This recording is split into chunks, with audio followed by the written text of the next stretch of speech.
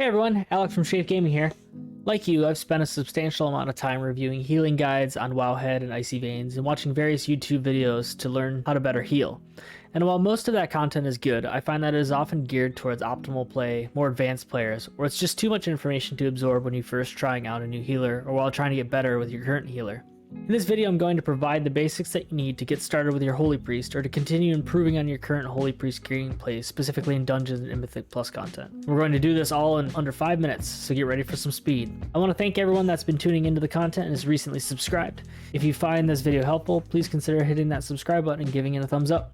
With that out of the way, let's start with the absolute basics. Holy Priest is your standard whack-a-mole healer. The spec has a few small AoE heals, but typically spends much of the time in between those spells, casting Holy Word Serenity, Flash Heal, and Prayer of Mending to push individual health bars up. It is a great class for beginners, but does also have great HPS for Mythic Plus dungeons. Now that we've level set, we're going to talk about stats, builds, and general rotation for dungeon content. Please keep in mind that we're not focused on the high-end play of this spec, so we're going to focus on healing-centric builds that you can use to get comfortable with the spec before really trying to push more into challenging content.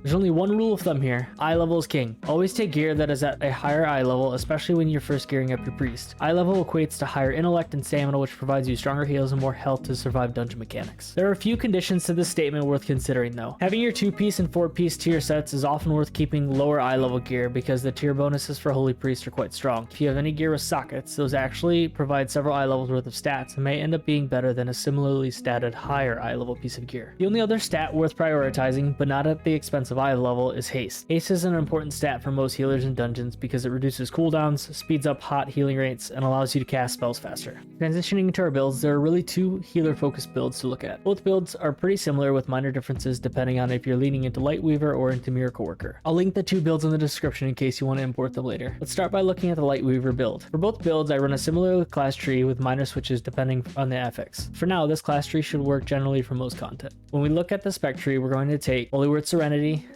Prayer of Healing, Guardian Spirit, Chastise, Holy Word Sanctify, Guardian Angel, Circle of Healing, Cosmic Ripple, Renewed Faith, Trail of Light, Enlightenment, Benediction, Everlasting Light, Symbol of Hope, Divine Service, Crisis Management, Prismatic Echoes, Prayer of Wisdom, Apotheosis, Say Your Prayers, Desperate Times, Harmonious Apparatus, and Divine Image. As you get more comfortable with the build, you can swap Renewed Faith and Enlightenment for Imperial Blaze and Searing Light. Now let's take a look at the Miracle Worker build. This build is going to be very similar to the Lightweaver build, except you'll swap Desperate Times and Lightweaver for Answered Prayers and Miracle Worker. As you get more comfortable with this build, you can make the same DPS swaps as the other build.